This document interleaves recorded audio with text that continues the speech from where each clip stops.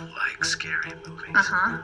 What's your favorite scary movie? I met this 6-year-old child with this blank, pale, emotionless face and the blackest eyes, the devil's eyes. They're coming to get you, Barbara. Well, just wait here for a while. See what happens. Sweet, innocent Jason.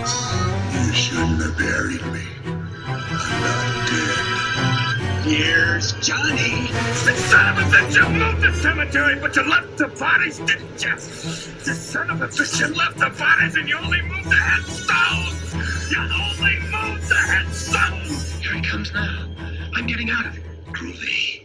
Welcome back to Scripts and Screams, everyone. I'm your host, Christopher M. Carter, and tonight you get to see the man's face, who you've heard his voice a whole bunch of times with myself, with our good friend Eric Azana, the man, the model, the actor, the host of Artistic Liberties, Mr. Andrew Kincaid. Say hi, Andrew. Hey, folks. You may also know me as AJ Kincaid. AJ Kincaid to you. Over to. That's okay. Got you. One of those weird, like, kind of just like things that I've just decided to go for, or, stage names and all of that. But yeah, so excited to be back on Scripts and Screams. One of my favorite podcasts to be back on. Dude, I know. And we're talking about some good old sci-fi horror, which I know that you and I kind of have a serious Jones for. And I think that's really, I'm excited to talk to you about it, because when we've just kind of, randomly talked about films and not just horror films, but films as a whole, The Thing kind of always comes up. And I think that says a lot about, a film when, kind of The Godfather like transcends genres, although of course it's a drama, but there's so many things layered into that. Right. And so The Thing kind of emulates that when it comes to horror as well, I think. And so, it's one of those things. It's one of those things where it's not just a monster movie or a horror movie. It's just a fantastic movie. Yeah. On itself. I see it and I'm sure our visual audiences can see it as well, right behind on Chris's right shoulder, it looks like. Yeah, I'm a big fan of John Carpenter. He obviously, and then right next to that one is Halloween, which I think all independent filmmakers, we look at that as kind of the maybe not the bar, but kind of the half court shot that is in range for everybody. I mean, we can talk all day about Halloween, and maybe we will before our monthly special's over. But I want to talk. We're going to talk about The Thing. I think obviously everybody kind of knows it's a remake from. First of all, did you know it was a remake? I mean, originally I didn't, but in recent years, yeah, it's almost like this, like the 1980 movie is like this interesting hybrid of like two existing properties, and like it is a remake, and like, so I have like this special Blu-ray edition that's got the movie and a bunch of like just tons of extra stuff, like interviews and documentaries and whatnot. And so I just ran through the gambit on just like, all right, what can we know about this movie? Because I love this movie. Yeah, I'm not a big, I wouldn't say that I don't like horror movies, but I don't like most horror movies. I like specific ones. Sure. And this is on top of the list of one of my favorite movies of all time. Yeah. Because there's just so many elements to it, and we're going to get into it. But yeah, it's just such a good film. It's just so back and forth. Like, well, it's funny because I mean, honestly, this movie came out in 1982, right? So there's a whole generation of people that haven't seen it. Like, I mean, if you're 20, 21, 25, this movie probably is in a back catalog that, unless you've heard of it, and I'm sure people, if you're into horror films, you've heard of The Thing, sure.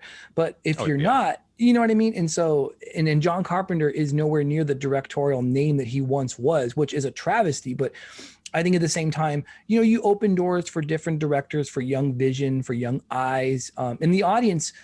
And one of the things I was watching today, and we'll get into it, said that the audience now wouldn't accept The Thing as a theatrical release because of some of the pacing issues and whatnot. But I think that's debatable. But it's just, it's interesting to hear that, if you're 25, 20, you never There's no way. I mean, this came out on VHS in 1980. I didn't even know how long it takes to process, from theatrical release to VHS in the early 80s. I mean, hell, it might have been beta or something, which my dad had a beta player, so I know about it. But fucking laser disc shit. I remember laser discs, the DVD that was the size of records. Yeah, no, I do too. Like I'm old enough to remember laser discs too. Nice. Of just like them pulling it out into school and going, "What the fuck is this?" Well, it's interesting. It's interesting you say that, because I haven't found that in all of my research and all my interviews. It's kind of almost the opposite. Nice. When it first came out, it was so critically panned. Yeah. No one gave it a good review, and it swept under the rug. The unfortunate reality is that E.T. came out like a week before it. Yeah, it was 2 weeks before. Yeah, and yeah, that's a great point. So continue going, because I love that you brought that up. I think that's such an interesting point to bring up now. Well, it's this thing of just like what they've kind of found is that the more time progresses, the more people go back and watch it, and the more people talk about it, and the more people have come to appreciate it as this, it is very much a cult movie, but like, yeah, it doesn't feel like it anymore, but it really, really is, in that, at the time it was not appreciated, because again, good art isn't. It's most of the time it never really is appreciated in its time. But it's really funny to see, like, because everybody like in our age range, or even younger, who have seen it, absolutely enjoy it and rave about it. Yeah, that's the trick, though, to get people to kind of see it. Because I mean, now, and we'll talk later about the CGI versus the practical effects and what Rob Bottin brought to the film. And, the guy is incredible. And it was kind of the perfect storm between Rob Bottin and John Carpenter. They met on The Fog, which is the film that came out, I believe, right before this one. And and then, Bottin made magic. And I'm sure in the BTS on what you had, it spoke in volume about how hands-on he was, and the fact that he had exhaustion because he's working 7 days a week, and he had to be treated in a hospital at some point, I think after the film had wrapped or released or something along those lines. But I'm glad that you said that too, because I mean, if you look at it from a standpoint of it's basically, you've got Steven Spielberg, who is kind of the darling of Hollywood, and rightfully so. No one should ever bash Spielberg, right, for what he's done for cinema and for storytelling and all that, but 2 weeks before the thing comes out, imagine being John Carpenter and, you see E.T. come out. And I remember seeing a statistic where before its theatrical release was done, it had got something like $792 million, which at that point was the highest grossing film of all time. So, and then 2 weeks later, John Carpenter and the guys at Universal are thinking to themselves, well, shit, we're releasing an Alien movie. And it's nothing like E.T. And so, not a single thing like it. Yeah. It's interesting to see that the definitely the two shifts, and by this time Alien had come out too. So Star Wars had been out. So there was this kind of intergalactic interest in cinema, and Aliens had such a different kind of vibe, and there was, and I love the fact that there can be so diversified. But the thing was so much different than everything. No pun intended. Everything else before it, that could have, like you said, its initial run, it did terrible. I mean, I think the budget, and I have this somewhere, and I'm the numbers guy, and somewhere Eric is laughing. The budget for the thing, the budget for the thing was 15 million, and in its entire theatrical run made 19. And for comparison's sake, E.T. made 792 million. Just, I mean, it's like a drop in the bucket. Yeah. Oh, completely. Yeah. And I mean, that's the unfortunate reality that, this sort of, because I hate that films are competing against each other. Like it's so weird to think that, because it's art. And like at the end of the day, like, of course you can't see everything, but everything deserves to be seen. That's a great point. Yeah. Like if somebody put the time and effort and finished it and got it completely done, then it deserves to be given a chance. Sure. And yeah, but like that is just the unfortunate window of just like in a numbers game. It so lost so hard and so fumbled and choked, like to the biggest degree that unfortunately it didn't deserve.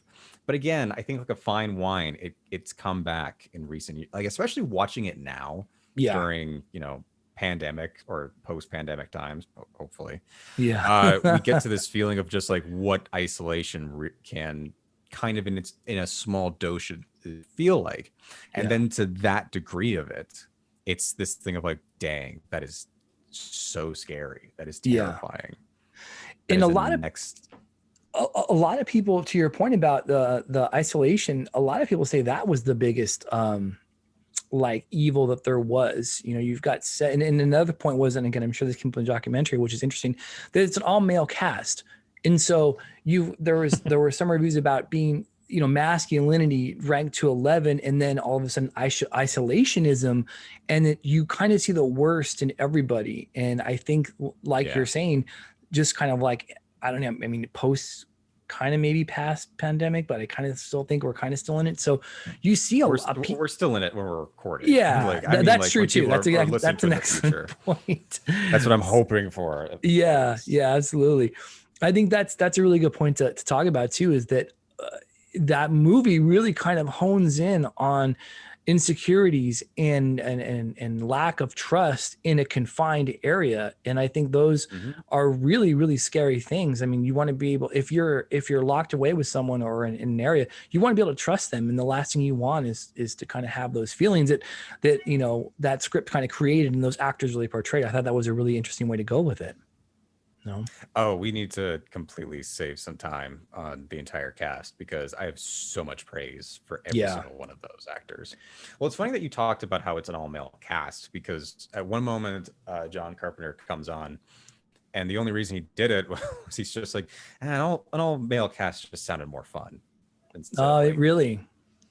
That's the only reason. And like, it's funny, like, good art can mean multiple things to multiple people, and the thing definitely falls into that because it came out during the AIDS epidemic, and you can interpret it into that fear and into that stigma.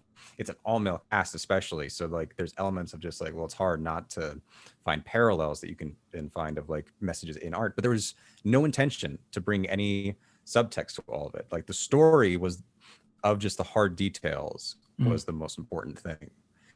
And going back to the cast, it was interesting because most of those actors are stage actors or well-trained. A lot of them came from Juilliard or from the Royal Shakespeare Company or from Yale or from all these other great places. And they had 2 weeks of rehearsal before this movie was made to really like figure out relationships and really get in with each other and really establish things that have happened before and things that were happening at that time when the current events go into the story. And like just that level of detail into relationships can mean such a difference in a movie and such a difference in any performance of any kind. When you have those real connections that you've worked on with another performer, it just feels so real and comes off the screen just like this does. Like I love it when an entire cast is synchronized. Yeah. And it's so rare to get. Like it's so rare to get. Yeah. And there are parts in this, and we will talk about the cast, that like there are, you know, it's very ensemble, like you said. But there are parts when every actor shines. I mean, there's, you know, I love the part when when McCready goes and it's the doctor that go back to the Norwegian kind of like station, and you kind of you it's like playing a movie backwards. And I wrote this down, and I thought that they did a really good job kind of making the audience feel that they were in the middle of something, you know, that they were kind of caught it at the middle. Something had happened and now something could be affecting them, and we pick it up in the middle. And I think that is a fun way to tell a story and be part of it. You know, when my favorite sequence of the thing is, you know, and I love good storytelling, and I like that Carpenter does such a good job with kind of the creep factor, is when they go back and they see the axe in the wall and they see the big block of ice that something's popped out of, right? And so, you know, it's lit primarily with a flashlight, and you've got the snow coming in, and so it's very cinematic, but at the same time, it's very uncomfortable, right? It's like it's claustrophobic, and you know, and so. And as we're going through, and this happens twice. And so then they see, of course, you know, the body that's kind of been melded together, the two heads, which is kind of iconic and not just in science fiction, but in horror. And that's just a great shot, you know, and just a great kind of art piece and set piece to have. And I really, really liked how they did that part of it. And Did you know, just really, did you, so I got to ask you, who do you think was infected first? Because there's a big kind of debate on who was infected or who was turned first. Do you have an idea? Do you have a theory? Because I don't think Carpenter's actually said. No, the funniest thing is that I sometimes question if everybody knew, because everyone was cast when they did interviews, had no idea who it was. John Carpenter never points out that there's a way to figure it out. Like, he just wants to keep the mystery to it. Yeah. But I mean, obviously the dog is the first thing. Sure. Which, by the way, the most amazing performance from an animal ever. Like, I remember being so aghast of just like, how is this dog creating emotion right now? Yeah. Like, how does he know what the current events need to be able to look like he is actually something that is doing some suspicious shit? Right. Because that dog's up to some shit. Right. And like, how can I tell that? That's Right. an amazing performance from an animal. Yes. Like, holy shit. Yeah. But I think I wrote all of their characters' names down.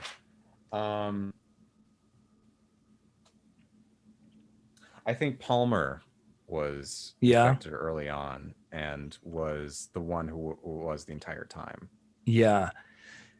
They have that. No, go ahead. I want to hear this. Go ahead. Well, there's that whole scene where the dog is walking down the hallway. Yeah. Right. Yeah. And there's somebody's shadow in the background, and you can't tell who it is, and then they turn around. They specifically got just somebody who wasn't part of the cast members to just sit there, so you literally couldn't tell who got infected first. You son of a bitch. Like, I wrote that down. I was going to say that. I'm like, you know what? He's not going to know this. This is going to be news that nobody's going to get. And like, you motherfucker. But isn't that so cool? Isn't the level of detail that Carpenter kind of took forth? That's so cool. It's genius. It's mind-boggling, like, genius directing and planning out. Like, it's one of those. Yeah, you're absolutely right. It's one of the smaller details that you can put in a movie that you don't think about, but as an audience member, you completely fall under the magic of. Sure, it's astounding. Yeah, I try to figure it out. I watch it. I watch the thing maybe 4 times a year, and I'm always finding new stuff about it. And so this was completely new to me, and I thought I knew. Like, this is for sure the dude. I can't think of his name right now. The one that the chest opens up, and of course we have that great shot of where it takes the doctor's arms. But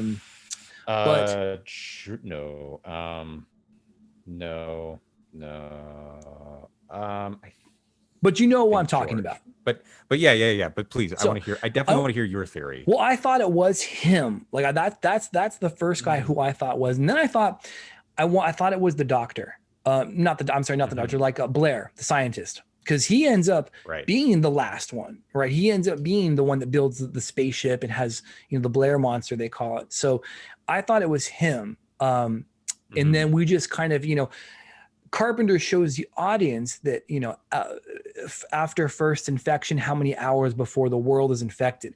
Well, we read that as something bad. They may read that as something good. Like, oh, that's our progress. That's great. Like, that's kind of where we want to be. So I just need to make it to civilization. And I think it was 27,000 hours, something like that.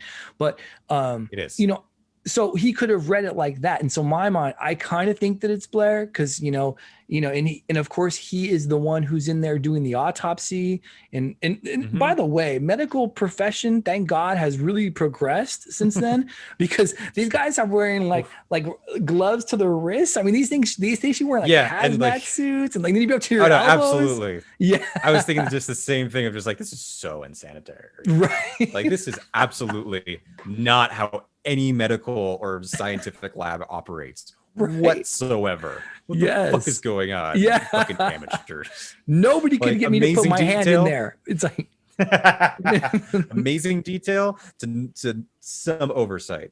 Yeah. That's really interesting though, because I see that moment definitely as like primal fear, like primal, that duty of just like, I have to protect my family. But at the same time though, you're absolutely right in that, how do you know you're infected?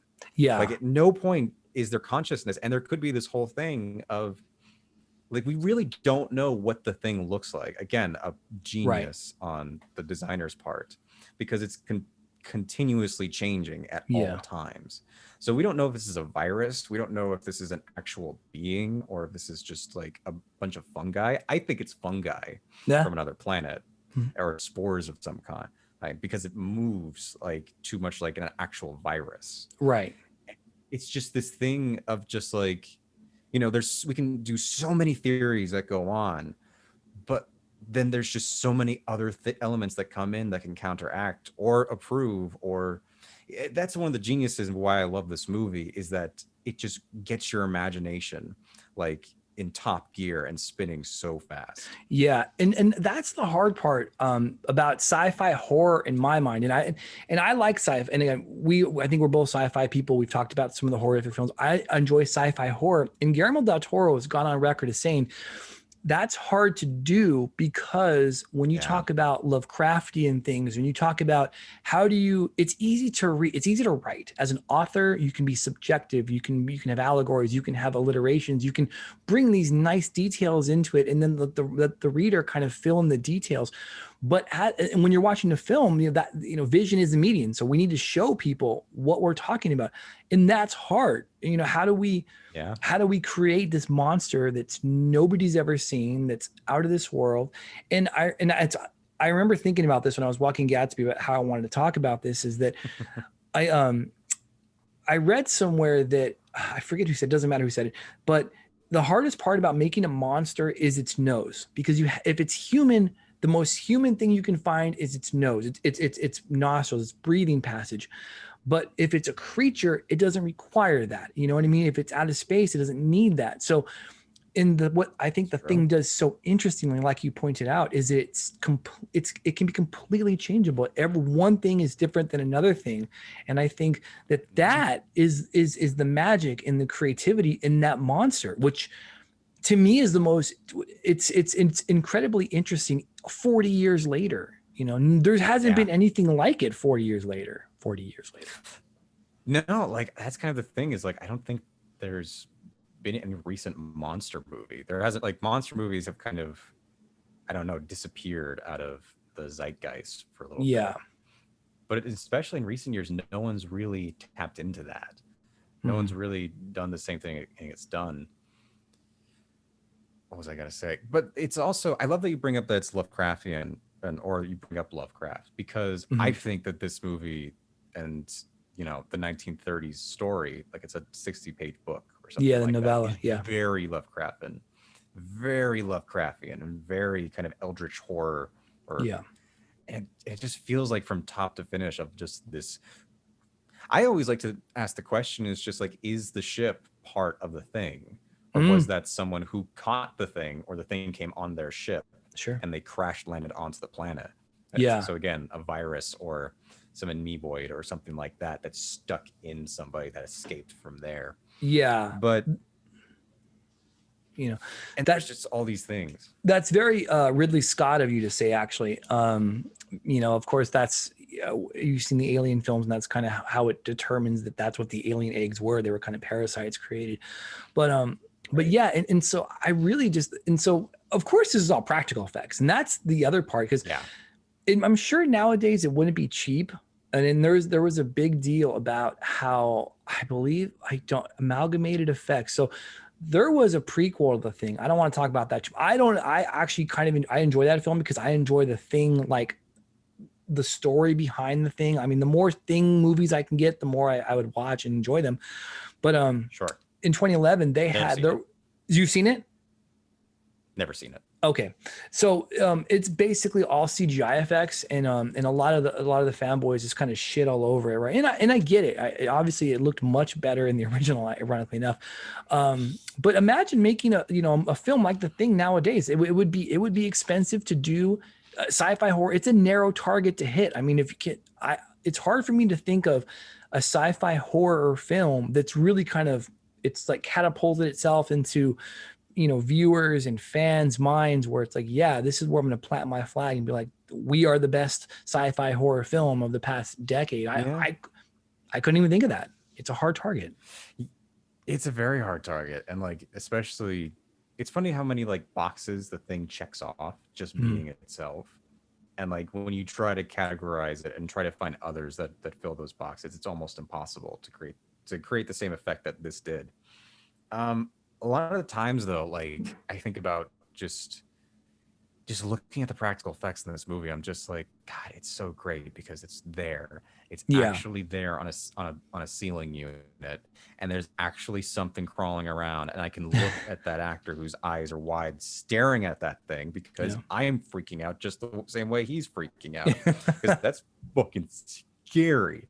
Like the scenes with the dogs, like in the pen, I'm always just like, oh God, that's just terrifying. It's just utter chaos as a being in on itself. That's disgusting.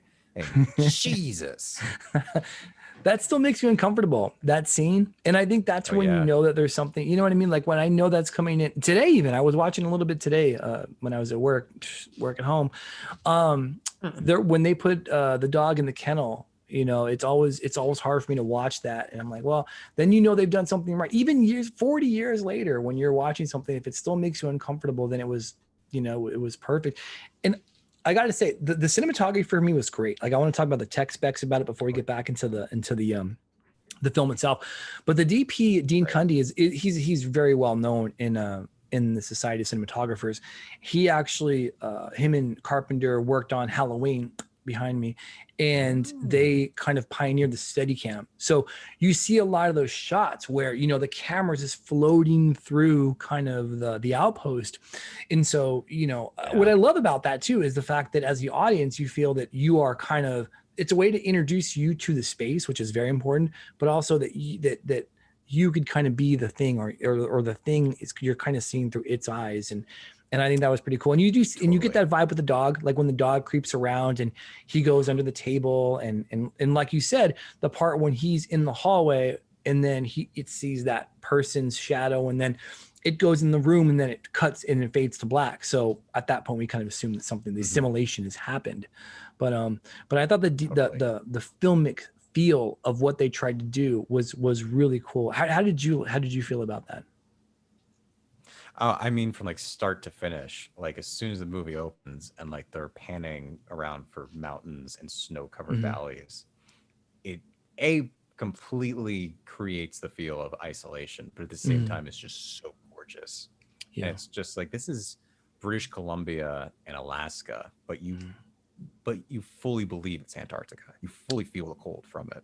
Yeah. And I'm always blown away that was an actual set that they blew up, and that was an actual location somewhere. Yeah. That they spent time, money, and effort to really build, to really have a playground to do. And I think like that mentality in filmmaking is so important, in an actual set you can go to and interact with and have a relationship with. I think builds performances, but also real energy into a film. Yeah. Well, if you couple that, I mean, for those people that don't know, AJ is also an actor, and you kind of adhere to a method point of view, right? No, I viewed to the system. I view to Stanislavski's system. Stanislavski's system. The method. So, yeah. The method is just it's like the washed down American version of a unfinished idea, an unfinished protocol, and an unfinished system. And like that's what the method has turned into. And then you get people sending used condoms to their sets, and fucking letting bears gnaw their face off to get an Oscar when you can just figure it out and just act. I love it. Well, the reason I bring it up is because you talked about how these actors spent 2 weeks alone with each other, and then they were isolated in this area. I think that would, just to play with what your point is, that would create a very real performance, and that you wouldn't, the acting part of it, the method part of it, if there is a part of that we're talking about, is that you could truly immerse yourself in this characters, in this landscape, in these clothes, in this cold, you know what I mean? And let your performance really come from that. Well, that's the thing that I think is the most important, is that not only did they have to go to Alaska to actually film them outside, but also in the set, because they recreated everything that they did on a sound stage in Los Angeles, where they cranked up the temperature to be below 40 so that everyone on set was so cold. Yeah. And then they go back to a literal atmosphere that is fucking freezing. Fucking freezing. I look at the breath that comes off them and I'm just like, fuck that. Yeah, is, right. That. How do humans survive that? I am a desert rat, and like I will probably die a desert rat. Because fuck that nonsense. That is way too cold. And like, there's something about being so cold that your primal and like instincts just sort of kick in, and you're just like, we're gonna get through this. We gotta get through this, man. It's just one night. It's just one more night, and that glorious sun comes up, and then we can get through this. And then you add on top that there's a fucking shape changer alien that can rip your face off in just under 2 seconds. Like, that brings so much, not only primal energy, but like the human aspects that come out of these performers, and like genuine fear and panic and this need to survive, but also to figure out and to overcome and outsmart something that is only designed to survive and is only designed to continue and to keep going, is just, it's so great. Like, it's both, I won't say it's multi-layered, like there's no like deep performances. It's a lot of kind of skimming the surface, but that's because it's like 12 guys. Or, something. Yeah, the ensemble cast time for sure. That. Exactly. Yeah. But what they bring as a live organism together and the little bitter patter of it, it does feel like we, like you said before, are in the middle of this sort of job and in the middle of a bunch of relationships. And then the given circumstances just peek on through into the current story. It's almost like kind of two stories melding into one. Yeah. That's how it feels to me too. That's how it feels to me too when I'm watching it. And even today when I was watching it, it kind of still has that vibe. So I know that when like you said, there are no seminal performances from the actors. I mean, they're all kind of I don't know. Kurt Russell's the biggest name on there. He had done Escape from New York the year before. So he was a big name in the early, right? But I mean, the role as McCready didn't really, I mean, it didn't jump off the screen for me. He was just kind of, oh no, and then, Kurt Russell is playing every other Kurt Russell part ever. Yeah. Like, that was my first note when Kurt Russell pops up, is I just wrote down Kurt Russell is Kurt Russell. And like it's every other, like, honest to God, like Kurt Russell was one dude in the 80s and he came out of it a little bit. Yeah.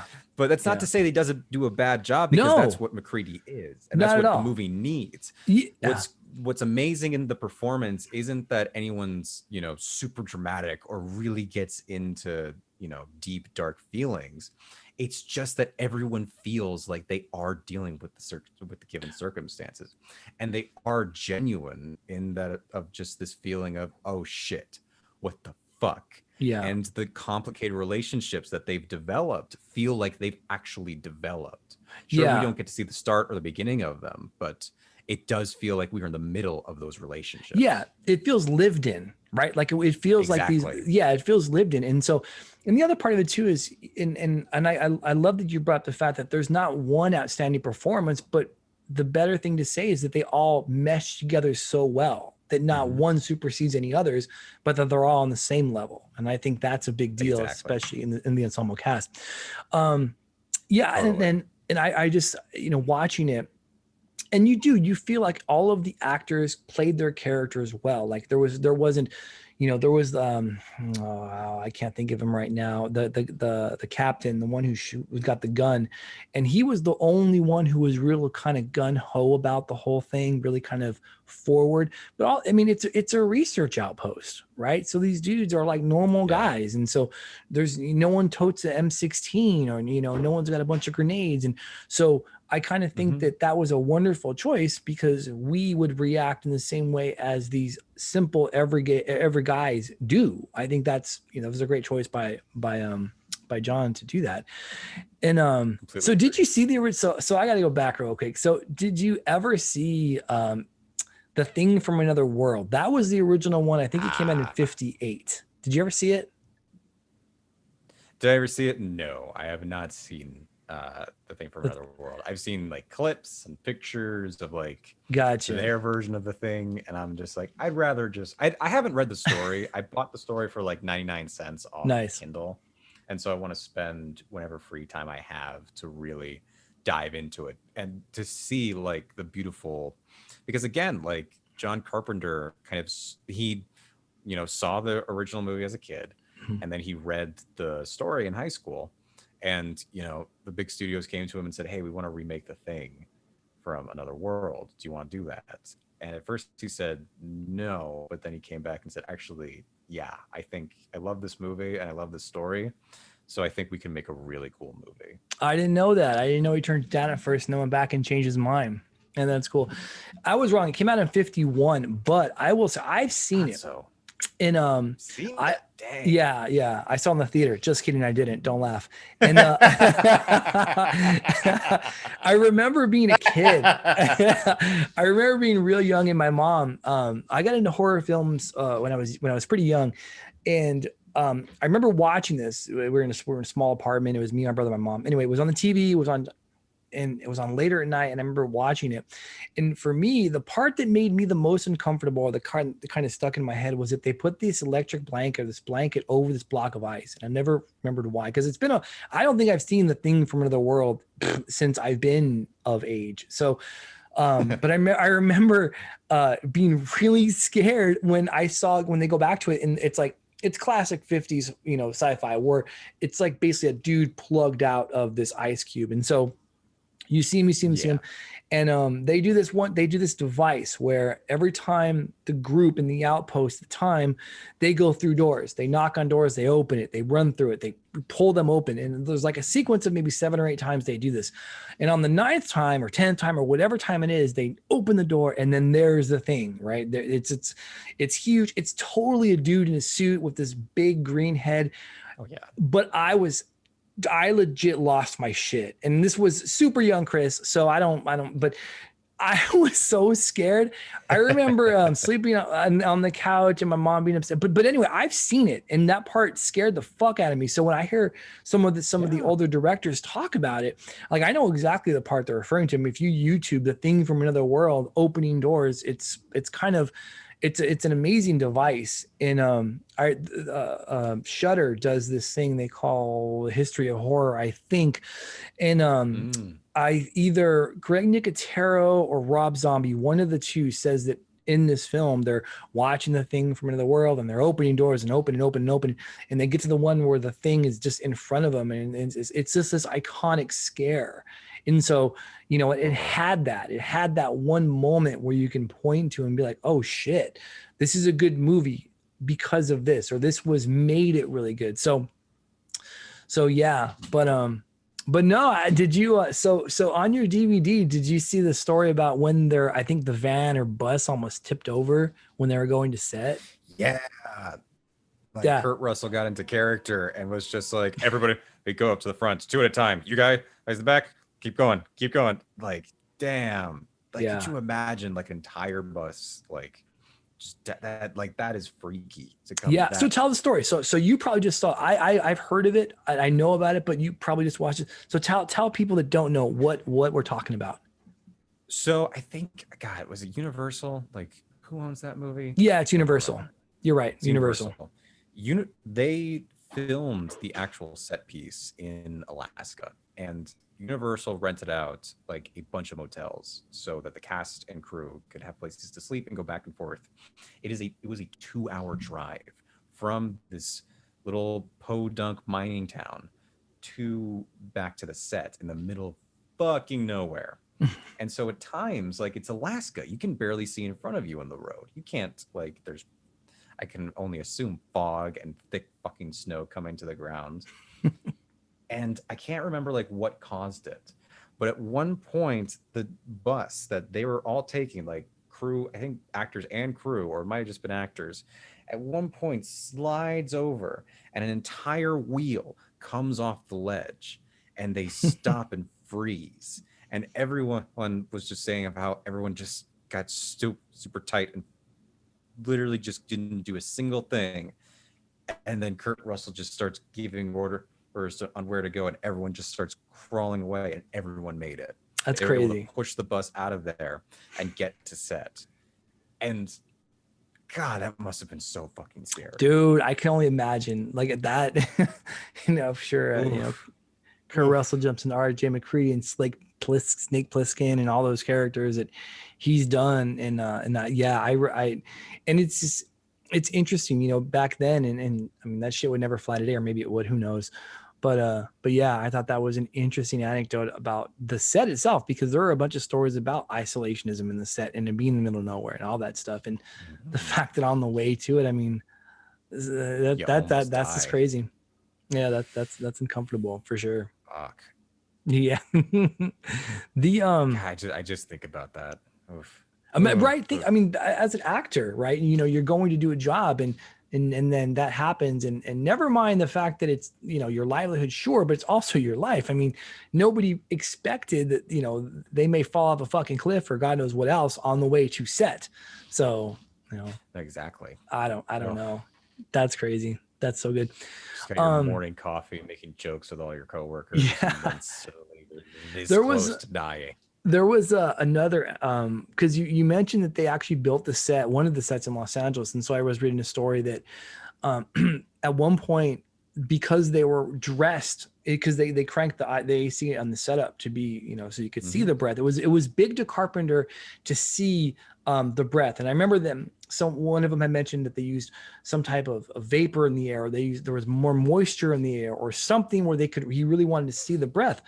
And so they would have to dress up. And I remember, I forget who it was, but when they said they had to break for lunch, at one point, they just stopped getting undressed because it took forever to go eat and then come back and get dressed. So they would just eat in, their costumes that were designed for Antarctic weather and not 85-degree Los Angeles. So, big lesson to actors: don't eat in your goddamn costume and be a professional. But something that came up in the documentaries and interviews was that how they also achieved it was they would sip coffee right before they would go on, chug it down, and then start, and their hot breath would come out, and it would just smart. That's because they'd chuck it down to below 40 in there. That's crazy. But I believe it. I mean, at that point in time, and Kubrick was doing his thing, I would imagine Carpenter taking it, everybody doing something like that. But that's smart too. You just hot coffee, take a chug, then it warms up your throat. Do you have a favorite part of the thing? I mean, it's hard to me. And it's hard to boil it down, right? Like, if it may change tomorrow, it might change next time you watch it. Do you have a favorite part of the film? Honestly, God, it changes every time I watch it. There's always something that I fall in love with. Again, I think it's because both of us appreciate it more because we've been on set and we've done our parts to try and help make a movie, whether it be as an actor, or director, or writer, or what have you, or just working the camera, and that appreciation of how much, because you can feel how much hard work went into this movie. Yeah, from everybody. And that's what's astounding, is all the gears are turning just how they're supposed to and giving their weight in. But every time I watch it, I'm always just I can't wait to watch my favorite part. But then something comes in, like the dog walking down the hallway. Yeah. The speech McCready gives over the fire in the cold, and everyone's standing around just all bundled up. Yeah. That's such a great tough guy moment that I'm just fuck yeah. Yeah. Oh God, such a great movie speech.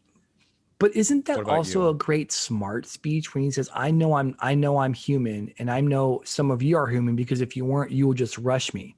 I think that's so smart in that moment, because that's great logic behind it. And I love horror movies that have great logic behind them. And I think that statement it has that. And then, of course, following that rope down to when we have the blood testing.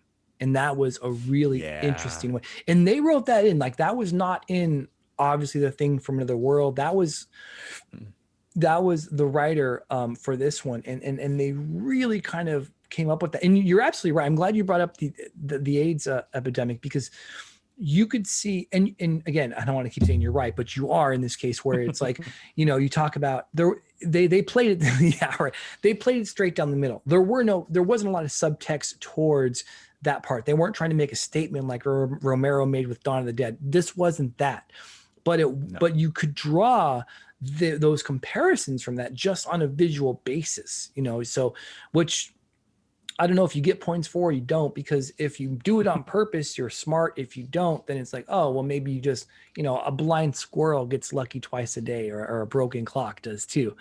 But what I do think is when they do that blood test, you are 100% right. In the testing for a virus, something that will protect itself, something that you can't see on a person, something that only, that predominantly exists in males. And so I think that was a good call. That was an interesting statement about that. I really do. Yeah. And again, like at no point does anyone say that this is what this movie is supposed to be. Sure. Like any good artist, Carpenter lets you look at his piece of work, and when you turn to him and ask, what does it mean, he looks back at you and says, what does it mean to you? Right. Like, as honestly, like that's what I think any artist should do. Just like, what does it mean? Just like, what does it mean to you? Like, what does it say to you? What does it make you feel? Yeah. And like, what do you think this is about? How do you relate to it, and how do you connect onto it? And so, but with that in mind, and like that sort of subtext and like that kind of askew, it's hard not to see it with an all male cast, a blood test coming in to see who has this potential danger and who doesn't, and who actually has it and who's lying to the rest of us to just survive. Yeah. No, I think that's really cool. I really do. And especially from the 1950s one, the Thing from Another World, where that was blatantly, hey, this is a communist. Yeah. Yeah, like most sci-fi horror, or more sci-fi in the 50s, and actually most films in the 50s had some type of propaganda, Red Scare, communism. Yeah, it's true. It's true. Something's different, and you can't have any difference. And so, but it's great how sci-fi can really bridge that gap. We talk about comedy doing a really good job, and you get a lot of leeway with comedy. You can do a lot with satire, and you can do certain things, but horror, you can do that too. Like there's a film called It Follows, and it's a more recent horror film that's basically kind of, the killer is kind of an STD where, have you heard of It Follows before I get too far into it? I've heard the title. I have not seen the movie. Yeah, I think it's I don't know, maybe 5 or 6 years old, doesn't matter. Basically, it is an invisible killer that only you who are infected can see it, and it comes and it walks at you. That's where the title comes from. It follows, and it just leisurely comes at you. Only you can see it, and it sees you, like it kind of locks eyes, and it's a normal person, and it will follow you and just keep following until you have sex with somebody else, and then at that point you pass it on to that next person. So yeah, and that's it. That's the premise of it. So a lot of people made the argument that that's this generation's, or the filmmaker's, commentary on an STD. And yeah, I mean, that's and he has, I don't believe that they've denied it. And it's crazy. And of course it's young people, it's people who are beautiful and people who have lots of life to them. And so, it's interesting for sure. But yeah, like, go ahead. Like you said, sci-fi and sci-fi horror can really open doors to bigger messages and to bigger things of ideas and concepts of just like, hey, this is what this is in this, form and in this reality.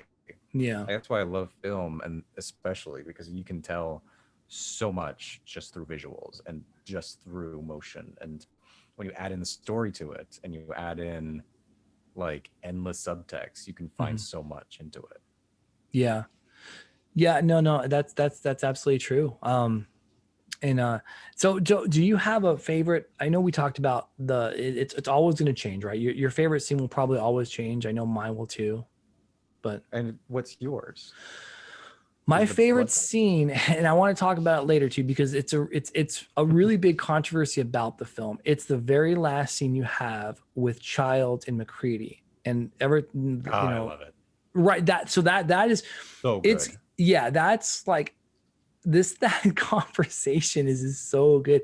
And McCready and Child, they make no secret throughout the entire film they don't like each other, and of course the last two people left, and you know, and so do you know? Okay, so let's just jump to it because I get excited talking about it. So do you have you heard the story about if the I guess the conspiracy that Childs is the last thing? I've heard multiple like theories on what gives it away, and rewatching it, especially like twice now, like very recently, I've kind of found moments that debunk both, or both that I know. But what is yours? So mine is that all right. So the premise is that people believe that the child is the last thing. I don't know. When he goes to look for somebody, I forget who it is, and McCready asks him, you know, where were you? And he said, I was here. And nobody at this point, nobody really believes anybody, which is great because McCready has that line. He says nobody trusts anybody anymore. And so Childs comes back, and so, you know, he tells him where's everybody else, and that this is kind of it. And he said, what are we going to do? And then McCready has that wonderful line, said, let's just wait here for a while and see what happens. And I think him saying that is, I think that McCready knows. I like to think that McCready knows that Childs is the thing. And like, I think that there's a little bit of cocksmanship, gamesmanship, where it's like, okay, well, I'm not in any position to do anything, and neither are you, type of thing. So we're both going to die at this point, or we're both going to go away for a long time. And so people have said, and I went back and I looked, and I didn't see it, that every time Childs speaks in that last interaction, he does not have fog or steam coming out of his mouth. Where McCready, it's very obvious that McCready has that coming out of his mouth. So, and then Carpenter, of course, famously will not, you know, like he's not going to say anything, kind of like how Ridley Scott said about the replicants in Blade Runner. And so, you know, people have found that, oh, well, it's clear that, you know, when he's gone, and then there's another one, and I can't remember which one, but it's the fog on the breath, because the creature never gets cold, never gets the cold to the point where it's human. But that's the big one that I heard. And I love, so if we go down that line, let's just say that what I'm saying is right, just for shits and giggles. Is it so cool that McCready hands Childs a little bit of his whiskey or bourbon? I forget, or scotch. I think it's scotch. Doesn't matter. And then Childs drinks it, and then I think he passes it back, and it's kind of like the last two people on Earth. Maybe one's a human, one's not. But in this circumstance, in this environment, that is absolutely true. Like nobody's going to live past this. And so I think there's some type of, I don't want to call it romanticism, because I love the idea of the last two people. And even though they may be, one's an alien and one's human, it's like, okay, well, this is it. So here's drink to you, I'll drink to me. And, you know, we have a fade out, and we get that wonderful score by Morricone. And it's just like, it's just so good. The ending of The Thing to me is almost a perfect ending for a film. That's my favorite part. I completely agree, especially from top to finish of this mystery that kind of comes through. I have heard that theory. I've also heard that the was either the light guy or the the director of photography. Oh, Dean Cundy. So had it that somebody, I think the light guy had it so that every time that it was a real human, they had a little bit of light in their eyes. You can't see. And anyone who doesn't have any. And I found a few points where that matches and a few points where it doesn't. Yeah. I've also seen the same thing with the breath, because at one point in the full circle, everyone's breath is coming out, or it's not. Like you can't tell either way. But somebody at that point has to be infected. Like, because that's already established in the movie with the dog coming in and infecting somebody. That's a good point. And there's this thing, though, where Childs and McCready isn't being close to any of the fire. So you can't see his breath being confused with smoke like you can with Childs' position, which I think is also kind of brilliant in that if this theory is true, because I remember looking at just like, oh, I can see a little breath coming out because it's not in the same direction that the smoke would go up to. It's coming to the side. Yeah. But like it's very faint. It's very, very minor. And like, it's one of those things of just like, did they mean to do this so you can't see it?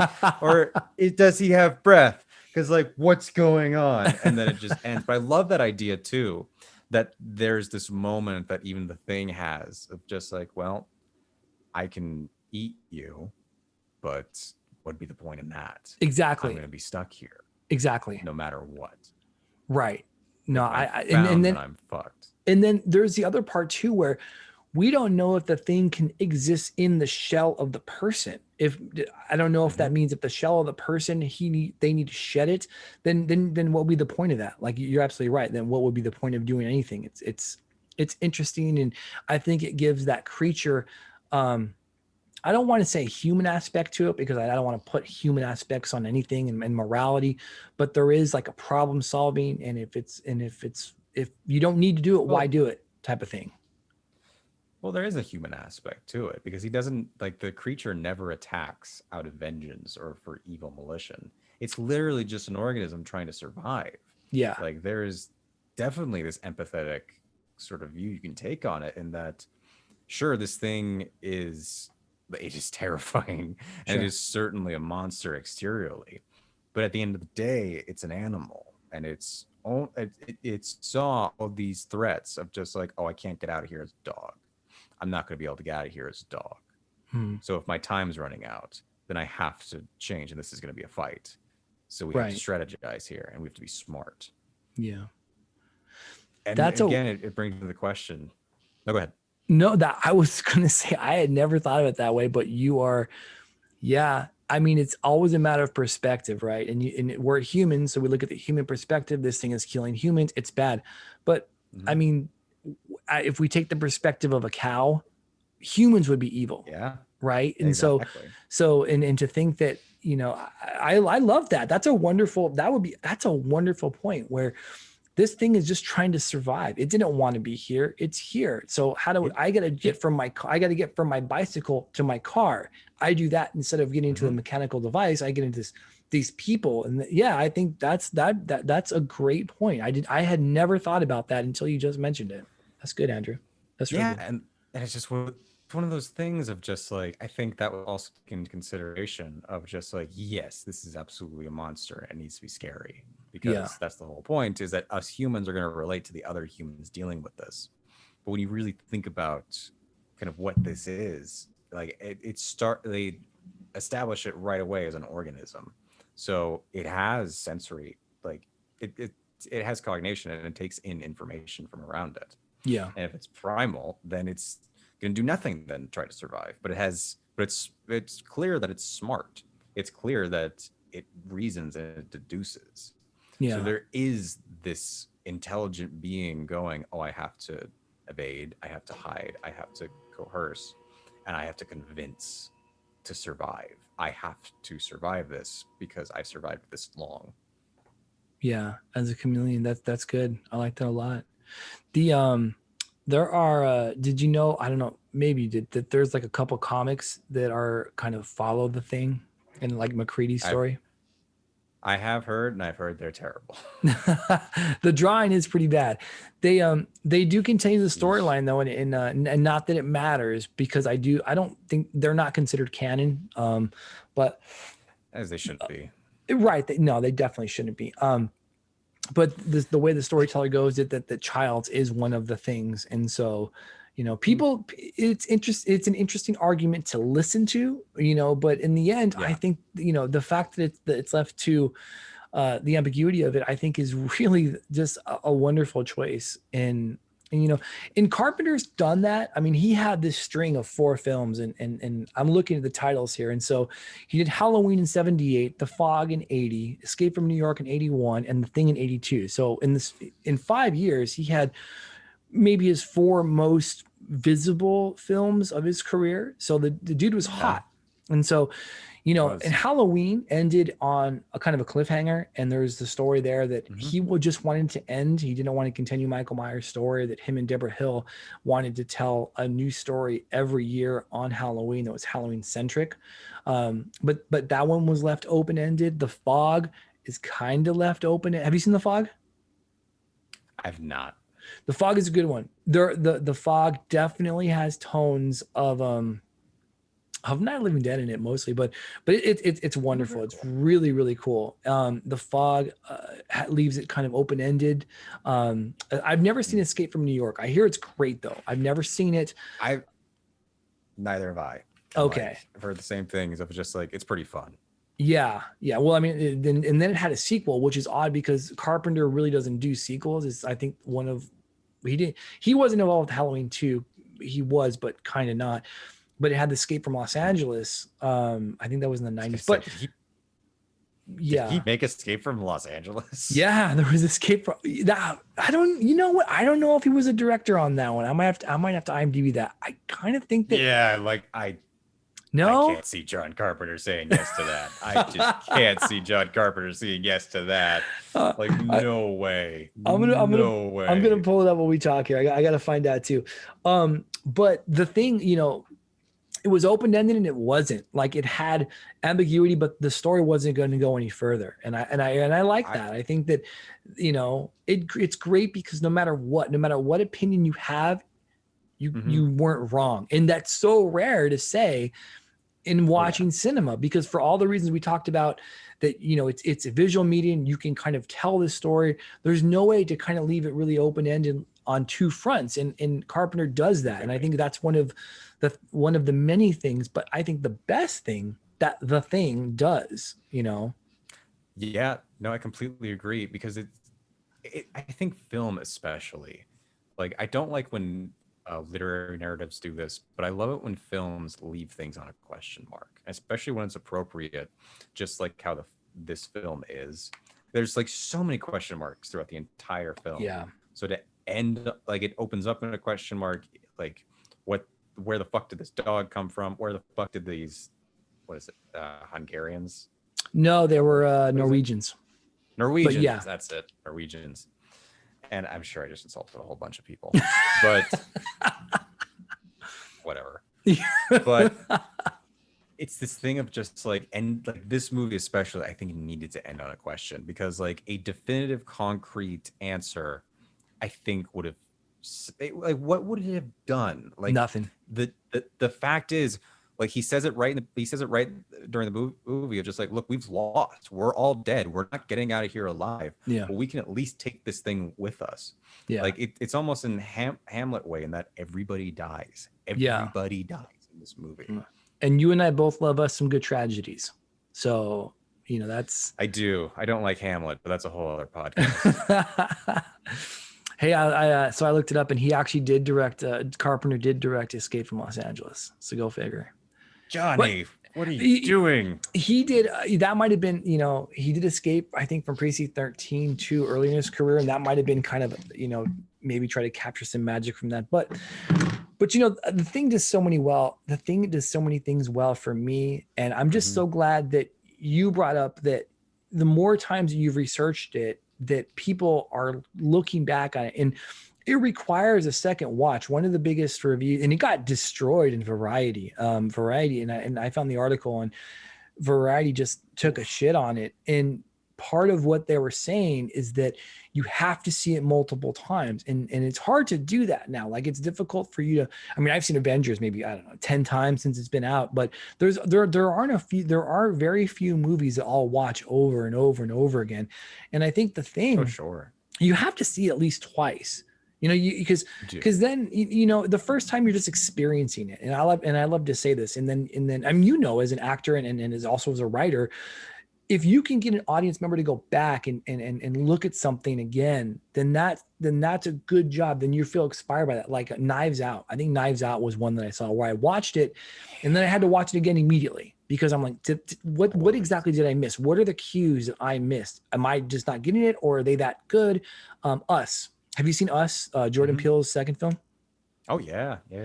So they put that on HBO, I think last week. I've watched it 4 times since they put it out, and I keep finding interesting details about it. And I told Jessica, I didn't get it the first time we saw it. I'm like, I was too dumb, and I can openly admit that now. Like I wasn't seeing what Jordan was trying to get me to see, but now I mean, I love the cinematography is wonderful, the acting's top notch, but the story is incredible, and I see that, and I continue to see it. And again, for me, watching The Thing, I still see that 40 years later, and that's such a talent. No, totally. I do like Us and Get Out is, I think, two of the smartest horror movies that have ever been created. So true. Like, I mean, again, like I do, like I've only seen both those movies once because, just again, like horror movies just make me frightfully uncomfortable. You give me a monster and I'm okay, but you give me like shit like this, but like the actual conversations that they create and the points of view and like the overall meanings and what they're trying to give out into the world is so great. Yeah. It's just like, God damn it, Jordan Peele, I will watch every fucking thing you direct now. Yeah. Because you're so goddamn talented. You have so much to say, and it deserves to be heard. God damn it, I'm gonna be going through to horror movies, and I fucking hate horror movies. God, I'm gonna have nightmares. I'm gonna have nightmares, and like, oh, this sucks. His horror But movies it's, are so good though. Like they're so much, they're so layered, and maybe that's what makes them truly frightening, because there's a lot of truth into what. And for Get Out, I mean, Get Out, I've seen Get Out twice, and Dustin rented it or something. It was a couple days ago, and I watched it, and I forgot how good it was. I knew how important it was because it was important, but then how good it was too, because you know a film can have two meanings. One is the level of importance that the film is and what it stands for and what it does for a community and for an audience, and the other is just on a topical level, is this good? And it checks both boxes with emphatic fat and bold X's. So yeah, and that was good, and I'd love to sit and talk with you about those two films too, because the subtext in those are wonderful. I mean, that would be awesome to do. I think that'd be really cool, especially in today's fucking climate. Oh yeah. Yeah, do those movies ring more true than they ever have. Yeah. Oh shit, do they do? Yeah, man. I'd love to come back. I love coming onto the show and getting to talk to you, dude, for sure. And now we actually captured your fucking face, which is he's also a model, people. So I'm not gonna have him. Yeah, we're gonna leave the shirt on because that's quarantine 15 is getting everybody. So, but it's funny because I did actually have a CDC approved. It was all safe. We all wore masks. Photo shoot today. So oh shit, are you serious? That's cool. Did you feel safe? Was it all good?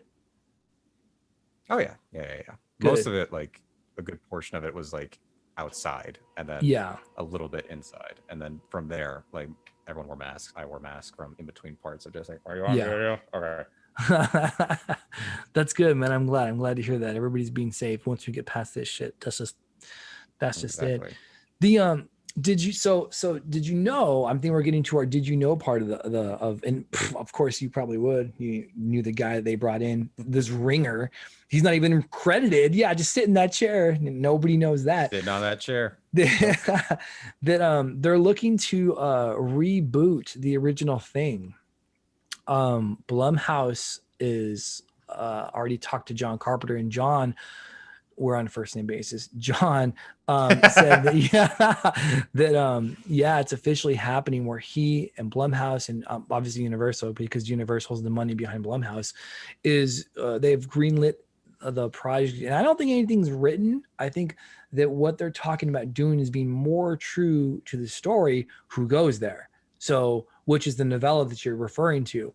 And of course, that one, you know, the description, and if you haven't, read the description of how they describe the alien or what the thing was. I'm not sure whatever adjective they use for it. I don't think it's an alien. I don't think it's a thing, but it's got like tendrils. It's got like fingers and kind of coming out, and it's just, it's Lovecraftian. We to describe that, you know, and then but to put it to film is a whole other thing. So they're looking to do that, and they're emphatic about it too, especially with Blumhouse and Carpenter pairing up to make the terrible reboot of Halloween that dropped, I think, 2 years ago. But it made so much money it didn't matter. I think it was made on a budget of 10 million. It made close to 100. Like it was obscene how much money. Yeah, how much money was profited on that film is obscene. So At this point, he could remake any movie he wanted to. And of course, you know, Blumhouse wants to keep the original creator involved. That's part of the sizzle, you know, the fact that they brought back the original guy who played fucking Michael Myers, which I don't think added a thing to the movie. Nobody cared, you know. So, but hey, when you make that much money, so anyway, what are your thoughts on the reboot? Well, that's kind of funny because I thought that's what the 2011 movie was. Yeah. So And I'm just like, guys, I didn't go see this. I don't know if I'm going to see this. yeah. Like, So I'll talk about you're not off the hook with that answer. That's not a good enough answer for me. So I'm going to come back to it. But the 2011, let me talk about that because I've seen it multiple times. In fact, that's something I have a running. I'll watch that film maybe, I don't know, once every 3 months because, you know, I have a huge Jones for Mary Elizabeth Winstead. I think she's a wonderful actress. I think she does great in this film. She's a lot of good work. Yeah, absolutely. And I can't think of the lead right now. He was in It Comes at Night. I'm gonna remember as soon as I get off this thing. Everything. The problem with the 2011, and it wasn't a reboot. It was a prequel. So we get to see the Norwegian team find. Thank you. It came full circle. The Norwegian team find the alien craft. So we see that. We see the alien craft, and we see the escape pod that the alien got ejected to, and we see the alien jump out of this cube of ice. But outside of that, you know, it's too similar. Like their break room, I thought was the same break room. You know, it's shot beautifully. It looks magnificent. The DP did a great job. I really enjoy that, but it's almost identical. It really is. It really is. And like that's the thing that never appealed to me. Is just like I looked at it and I remember like in 2011 when it came out. I mean, I saw the original in 2011. Now that I think about it, maybe 2011, 2012. But like I haven't seen it ever because it's just like, look, what I love is this. And like, I understand that you're going to try and make this a universe now, even though like you're only going to be able to scrape out one story because that's all that you can do. But this movie is one of those movies that I desperately think just like, we don't need a sequel to this. Like, leave it alone, please. Like, you guys are trying to do something new. And like, it doesn't need to be the thing. Like, I understand like trying to go to the source now and really, really try to do that, but that's what I always thought that the prequel was it was more like the original story blended in to John Carpenter's The Thing, which like there's a lot of movies where I go, this did not need a sequel. Like, to me, I never thought Alien needed a sequel.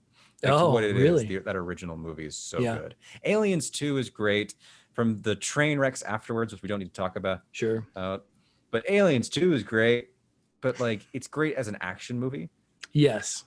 But I feel like Alien says more into what it says. And Alien and The Thing are very similar. Like, those are very similar movies. But each are different in their own unique and great way.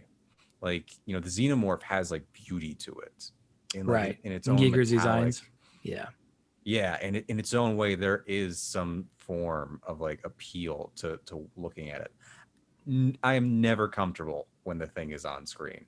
To this day, and I've seen this movie like at least 20 times, and I am still always just like, oh god, it's the fucking like muscle vein tissue and the fucking tendrils and the spider fucking legs, they fucking break and pop out, and the dog face that comes out for no fucking reason. But isn't that great though? Like, honestly, and it's like, if something that was made that long ago can still elicit that type of response in you today, right? Because, I mean, completely, you know, and it's great because honestly, when Rob Bottin and John Carpenter got together, they had that perfect storm had happened because Bottin was nominated for an Academy in '86. So then he has that great scene in The Howling with that transformation that happens on camera. So, you know, they kind of both got each other when they were both rising stars. And I think The Thing is, you know, that's the team that was put together to win the Super Bowl. They just didn't know it yet. And so, you know, we have that. And it's funny because, you know, they talk about, it's funny. So we do some special effects here, and they say that Rob Bottin would shoot it. He would tell everybody, make it darker. And, I need more latex and move the light here. And John Carpenter joked, he said, yeah, if it was up to Rob, we'd shoot in complete darkness. We'd never see his special effects because, so, but yeah. No, and that kind of brings back to my point of just like, look, stop trying to find the formula that won the Super Bowl. You won the Super Bowl. Like, you don't need to recreate it. You just need to get another team that's going to do it. Don't go back to the same game plan that this team did because it worked for them. Like, Rob Bottin was like 21 when he made that movie, or he was 20. Like, he was obscenely young. Yeah. And it was just a literal stroke of genius that came through to him. And John Carpenter was so matistic or whatever, or in finding out every single detail that needed to make this story work and feel right, that it's like you're trying to capture lightning in a bottle. Yeah. And that's why I worry about the reboot. I mean, there's going to be a lot of money put into it. The fact that John Carpenter is going to be involved, it's going to get everybody excited. But honestly, I don't think that, I think that the problem that, I hope I'm wrong, because I will watch a Thing movie. I'll watch as many as there are. Like, I don't care. Again, the 2011 on my Vudu will tell you that. But I guess the biggest issue that I see with that is the same issue that I saw with Ridley Scott going back to Alien when he did Prometheus and Covenant, and those just weren't very good. I wonder, and I don't mean this in a negative way, where these filmmakers that were wonderful at one point in time, they set the industry on fire. They were the bar, right? These were the pioneers. Mm-hmm. That's not now anymore. There's a certain eye, there's a certain visual, like formula, that there is a certain recipe that you have to you have to find. And it is like finding magic. It's like pixie dust. Like, I can't think of the guy's name. It's going to bother the shit out of me. He directed Haunting on Hill House. He directed Red Room. He directed a couple of. He's horror's I don't know. He's horror's big new name, and it's because he sees things differently, and it takes that talent to do that. And I think that, I worry that just because John Carpenter's involved, that it's not going to be what it would. Because I mean, think about it. When you hear a new thing is coming out, dude, expectations are going to be pretty fucking high. Like, no one's going to go see a mediocre movie with John Carpenter involved in the thing, right? I mean, I don't know. Well, honestly, I don't think anybody would be excited to hear it, because like we look at Predator or Predators or whatever the fuck it was called that tried to reboot that franchise. The Terminator fucking Genesis then / Opethius fucking whatever the fuck that dead horse is trying to be now. And we look at what else? Total Recall. We look at all of these reboots, and like none of them are good. None of them live up to what their predecessor tried to do. And I think, like, I mean, I guess I'm really speaking as myself, because like I'm never excited when I hear something gets a reboot. I'm never excited anymore. Yeah. Like, I'm always just like, I don't care. I've seen it. I've seen it. It worked out great here. Like, stop trying to serve me the same dish when I keep asking you for something new. Like, give me something new. But I'm always in that boat. And like, I think that, you get like a good director, because like I don't think John Carpenter is going to direct it. I think he'll help, but I don't think he's going to full on direct it. Yeah. I don't think he's going to do what the Mad Max guy did. And he's just like, well, I'm going back in the director chair. You're like 80 and this is Iran. What are you doing? Like, don't worry, I got an umbrella. All right, get the truck in. Like, I don't see John Carpenter doing it again. I don't see him going, I'm not fucking going to the snow. We're not going to the snow. We're doing CGI because that's what everyone does. And we did it for 2011. It was good then. It'll be good now. And like the thing works so well because it's like all that stuff is there. I miss real practical effects, and I hate this CGI heavy because none of it looks real. None of it ever looks real. Right. You always tell when something's there and when something's not. And then, and that's the hard part about science fiction is that it's not there. That's like, isn't that like, I can't think of the right word now, but like that's the issue, that in science fiction, what most of what we're talking about isn't there. You have to kind of create it with CGI, because if it were there, it would be there. And so, from what I know about them trying to create this new creature, it's going to be very tenderly, it's going to be very slimy. Like, how the fuck are you going to create that practically? It's just, I mean, I'm sure there's a way. I'm sure it's going to be exceptionally expensive, which then pushes the budget up, which then pushes expectations up, which then means you have to have a big opening. Otherwise, they're never going to make another Thing movie, and maybe they shouldn't. But I mean, Maybe not. and it's funny. Probably All of the reboots you mentioned were all sci-fi films, and so Exactly. it's hard, right? It's difficult to do. It is very difficult to reboot something like that, because think about what's come between that and now, in that 40-year window. That recipe's old, man. It's like, we need to add a little bit of spice to this. We need some cayenne pepper, we need some cilantro, we need something. Yeah. And so, and that's the problem. So but I don't know, man. Like I like I said, I'll watch any horror movie that's kind of draped around the Thing or has that kind of vibe to it. But Yeah, we'll have to see. there's something about isolation and a monster. Like, Yeah. Doctor Who does it in an episode with the 10th Doctor with David Tennant called Midnight, and it's so good.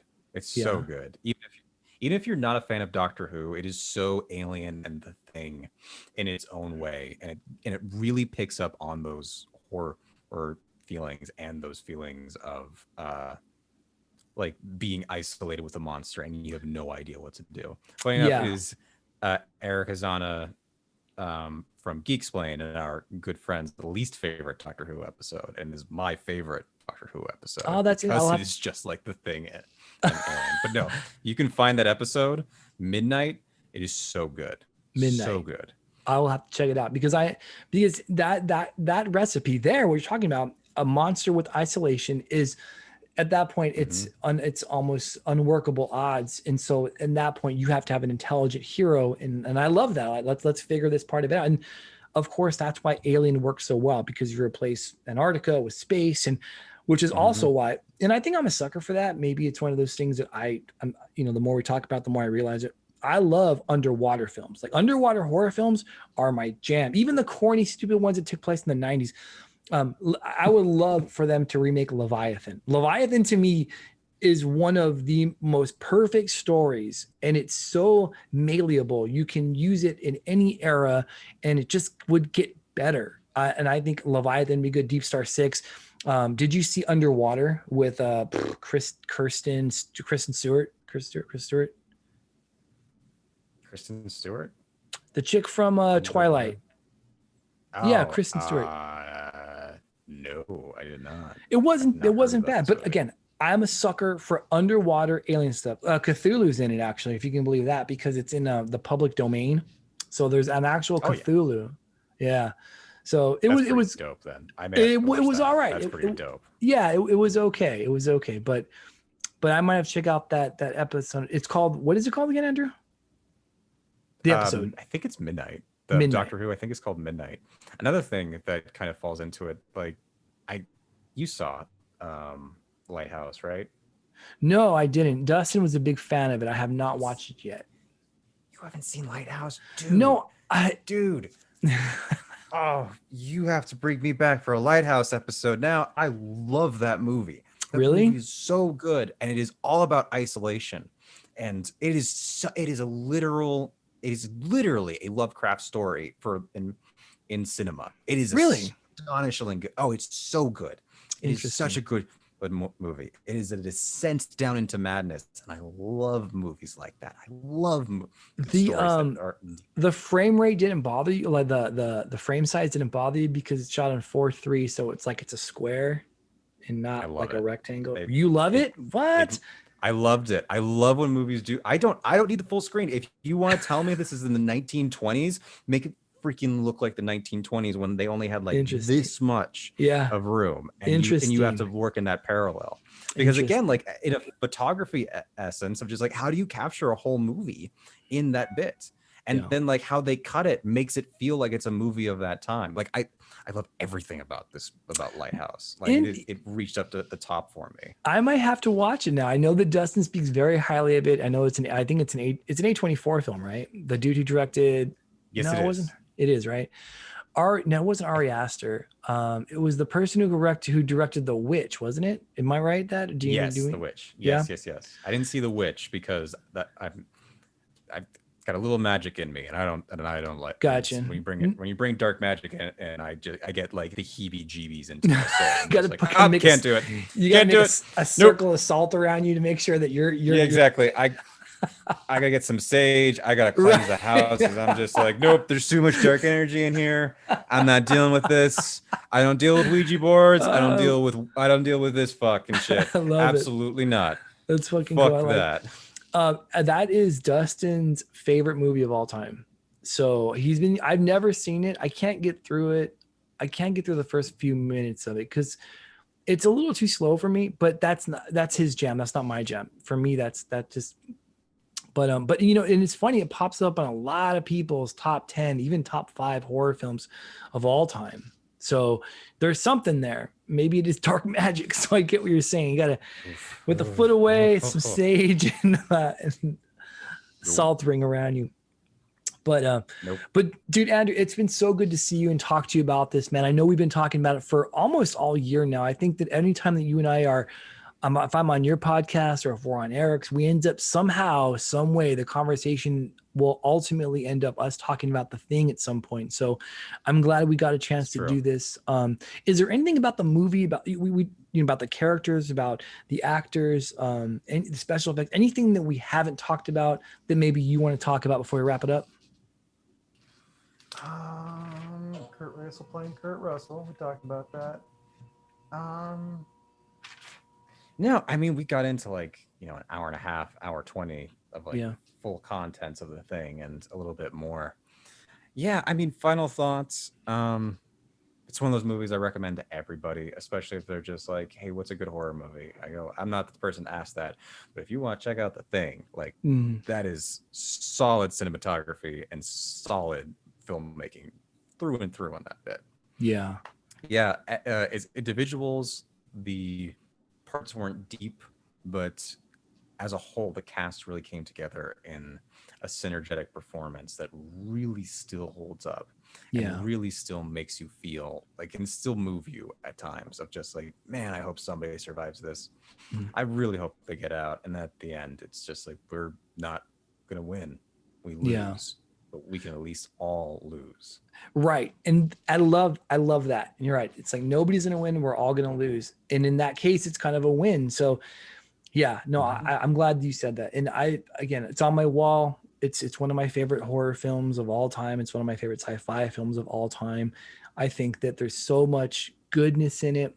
And the monologues, like you said, and then they're not long monologues. They're just pieces of human dialect. And I think that's so good. I know some of you are human too, because if you were all these things, you just rushed me. And then at the very end, when McCready wraps it up and says, let's just wait here a while and see what happens, to me is one of my favorite ending lines of an entire film. I mean, it's right up there for me. Calling back to Alien is when Ripley is in the shuttle and she's, saying, "This is Ripley, final surviving of the Nostromo, signing off," and then we kind of just fade out. So to me, those are the two things that I can think of right now that are the most perfect way of ending a film. And there doesn't need to be a sequel. There doesn't need to be an explanation. Whatever happens after this is up to your imagination, and that's just wonderful.